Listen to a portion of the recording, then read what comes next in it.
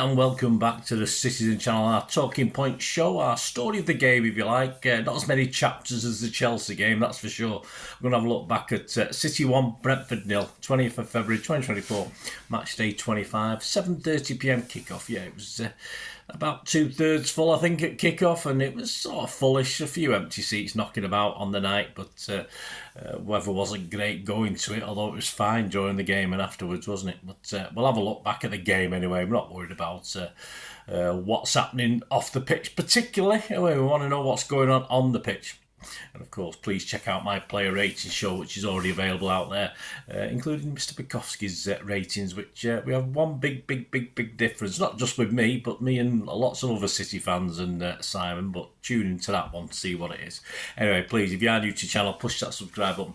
Push the bell notifications, everything film and TV, of course. Great to have you on board. Spread the word if you can, guys. I need, not having trouble with Twitter, but obviously my Twitter things, of course, unless I pay a fortune to upgrade, there seems to be a lack of stuff going out on Twitter for me, which affects my YouTube as well. So if you are new to this, guys, please get along and give us a subscribe, because I've sort of hit a bit of a wall at the moment, so help us out and spread the word, guys. And if you look at the channel, there's lots of film and TV stuff as well, so if you like your films and TV like me, have a look at that. Right, let's have a look at this game. Pep, 3 changes to the Chelsea game. I only got 7.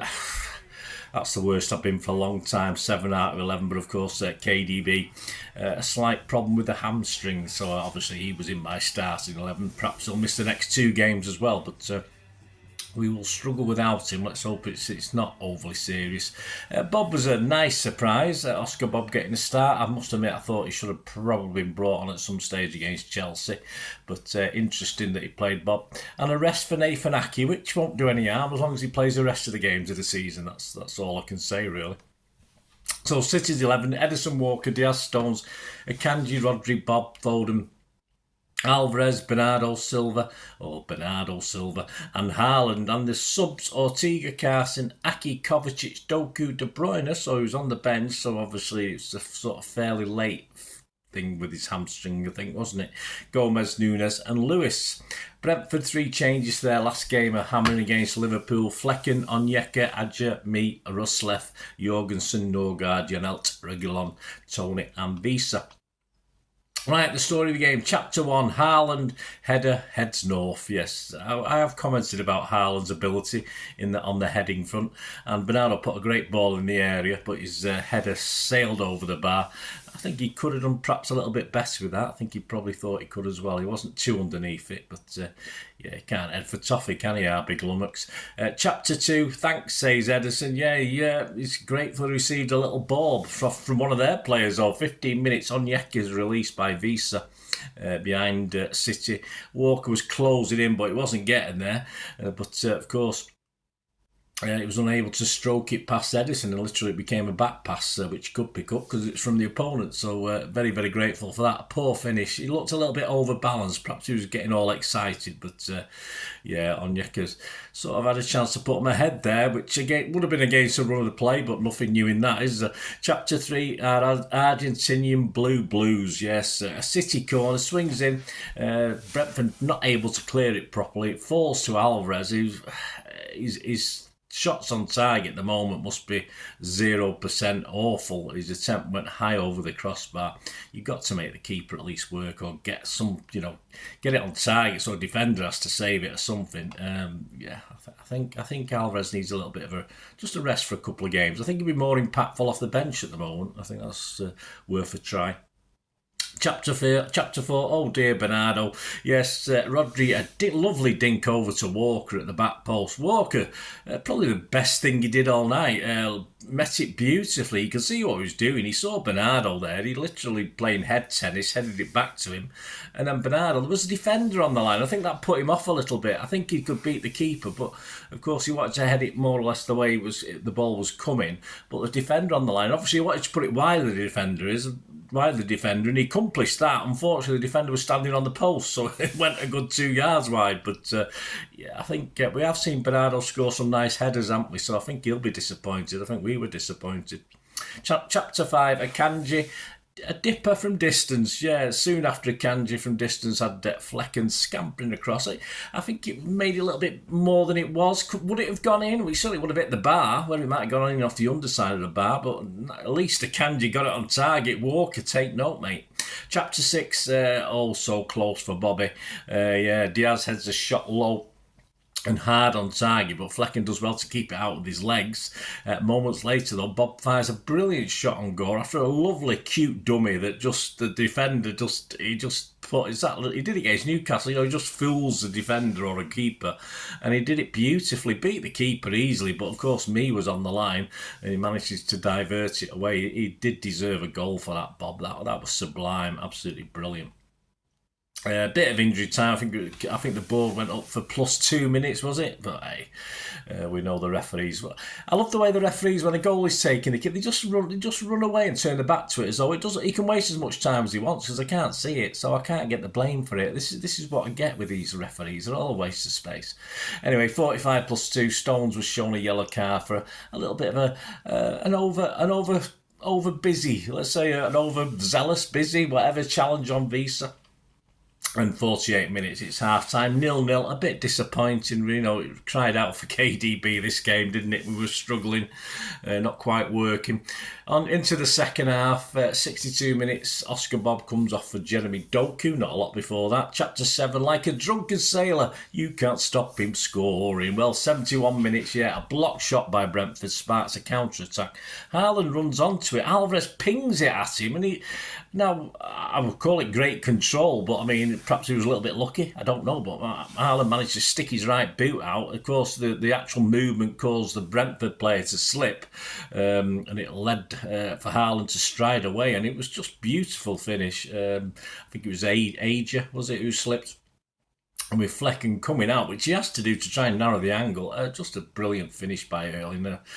Well worth the entrance money. That alone, as I said, he had a lot of work to do with that one, and he did it very, very well. Chapter 8, no safety margin, unfortunately. On 80 minutes, Walker sprints forwards and he centres it to an oncoming Haaland, who heads it home. Yes, he can head. You see, unfortunately, Walker was offside, so he didn't count. There you go. But he can head a ball, he tries. But I think he can head a ball. All I'm saying is he doesn't always quite get it right. Walker's then shown a yellow card for a clattering challenge on, who I wonder, let me think. Mope. I wonder why. A little bit of payback for last time, of course. 88 minutes, Kovacic is on for Julian Alvarez. Not a lot happened in that second half, did it? Or I missed it, but I don't think there was anything too exciting. And 91 minutes, the next best bit, where I thought Foden was going to do the magic and give us another goal margin. He left the Brentford defender in his wake. A beautiful turn around about the halfway line, superb. And he dribbles, sort of takes it forward, piles forward, takes it round Flecken, but of course then rolls his shot just against the side of the post. Was it a corner or a goal kick? I'm not too sure, but I thought it may have been better taking an earlier shot, but almost, but yeah, so good and so almost at the end. Yeah, that's that, guys. 1-0, that'll do. The table at the moment, Liverpool 25, 57 points plus 35 goals. City 25 now, so we're dead level. A point behind on 56 plus 32 goals, so we're behind on that. And Arsenal, was plus 36 goals. They're a point further behind. Played 25, 55. I think at this point in time now, of course, we picked up another 3 points there against Brentford that we didn't get last season. So it went from -7. I think we're now -4 on last season. So I think we're on target to get 85 points. Will that win the league? Possibly not this season, the way Liverpool and Arsenal are on a bit of a roll at the moment. So interesting. We're still going to have to do stuff at places like Spurs and Anfield, of course, and be very, very good. At times last night were a bit frustrating and not very, very good, unfortunately. Brentford stay 14th. They played 25 points. I think they're 6 above the relegation zone, -9 goal difference. Match stats: City shots 25, 11 on target. So I think that's almost 50 shots the last couple of games, I think.